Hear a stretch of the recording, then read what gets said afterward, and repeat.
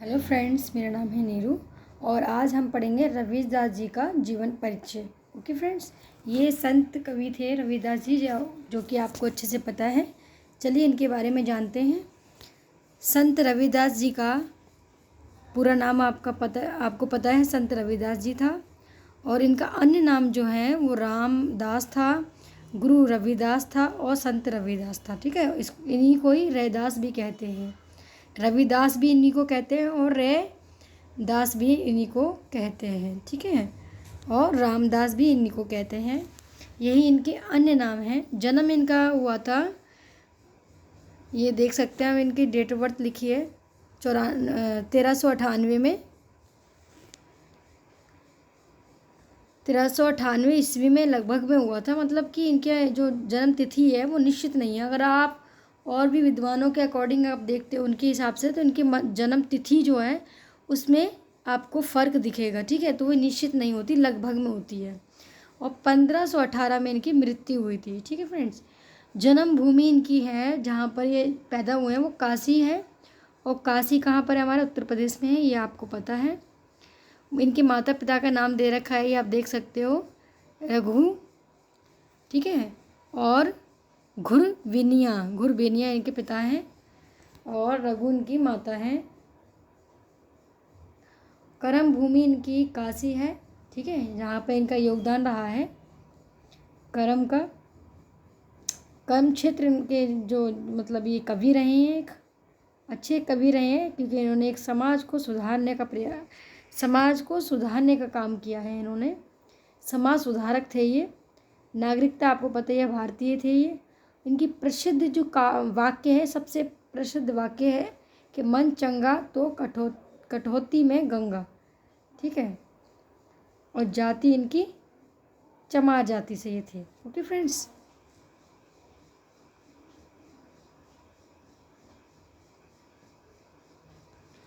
आगे दिया है, संत रविदास के गुरु रामानंद जी थे। स्वामी रामानंदाचार्य वैष्णव भक्ति धारा के महान संत कहे जाते हैं ये। इनके कौन है? ये गुरु हैं रविदास जी के। संत कबीर, संत पीपा, संत धन्ना, संत रविदास उनके कौन हैं? शिष्य हैं। किसके? रामानंद के।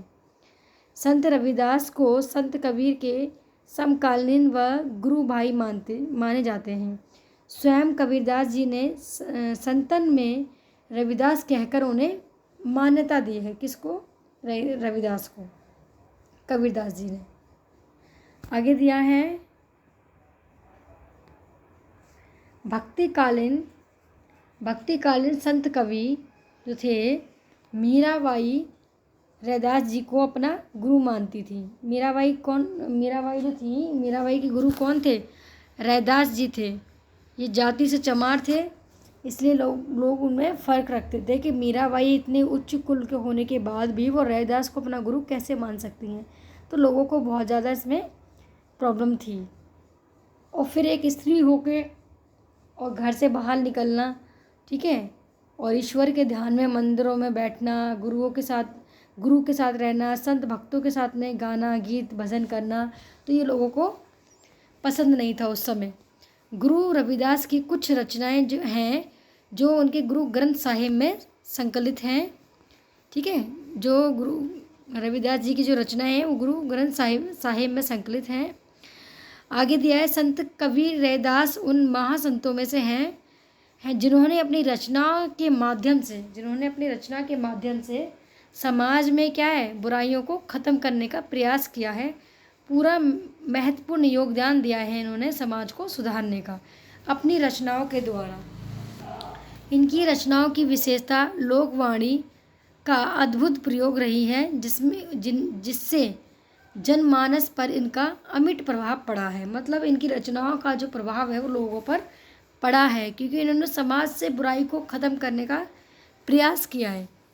कि संत कबीर जो हुआ करते थे, संत कबीर जितने भी कबीर हैं, रैदास जी हैं और मीराबाई हैं, और भी बहुत सारे कवि हैं जिन्होंने क्या करा है, समाज से बुराई को ख़त्म करने की पूरा प्रयास किया है। पर कहते हैं ना फ्रेंड, इतने लोगों ने भी प्रयास करा, फिर भी समाज से बुराइयां कम नहीं हुई हैं। आज भी समाज में बुराइयां हैं, बट बहुत बहुत हद तक कम होने की कोशिश उस टाइम हुई थी। लोगों को बहुत फ़र्क पड़ा था, पर पूरी तरीके से तो बुराई ख़त्म नहीं हो सकती है। आगे लिखा हुआ है, संत रैदास ने मानवता की सेवा की है। ठीक है, अपना सर्वस्व समर्पित, मतलब उन्होंने सब कुछ अपनी मानवता के लिए ही समर्पित किया था। संत रैदास ने मन में इस्लाम के लिए भी कोई फ़र्क नहीं रखा था, चाहे हिंदू हो चाहे मुस्लिम, सबके लिए समान भावना उन्होंने अपने अंदर रखी थी। कबीर की वाणी में ज़रूर मिलता है आक्रोश, अभिव्यक्ति दिखाई देती है इस्लाम धर्म के लिए, परंतु जो रैदास जी थे वो किसी भी धर्म की कोई भी अवहेलना नहीं करते थे। वो दोनों ही धर्म को बराबर मानते थे, क्योंकि उनका मानना था कि ईश्वर एक है। ठीक है, तो उनका यही था, कोई हिंदू नहीं, कोई मुस्लिम नहीं, सब एक ही हैं। और कबीरदास जी का भी मानना था, पर कहीं ना कहीं उनकी रचनाओं में और उनकी वाणी में आपको आक्रोश मिलेगा। रैदास जो है मानव धर्म के संस्थापक हैं ये।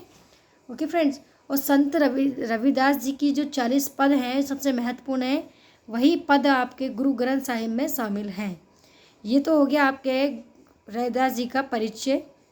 आप चाहो तो इस वीडियो को 1 से 2 बार आप देख सकते हो, इससे बहुत सारे क्वेश्चंस बनते हैं। अब आप बोलोगे मैम क्वेश्चन कैसे बनेगा, तो आपको ये पूछ सकते हैं कि रविदास जो हैं, संत रविदास के अन्य नाम कौन से हैं, ये कहाँ के थे, ठीक है, इनकी जन्म तिथि क्या थी और इनका विशेष योगदान किस में रहा है, तो समाज सुधारक में रहा है।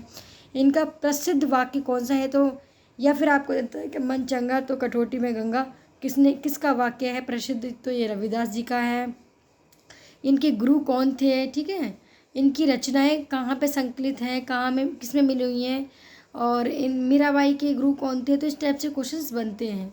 ओके फ्रेंड्स, तो ये आपकी हो गया आज रैदास जी का परिचय।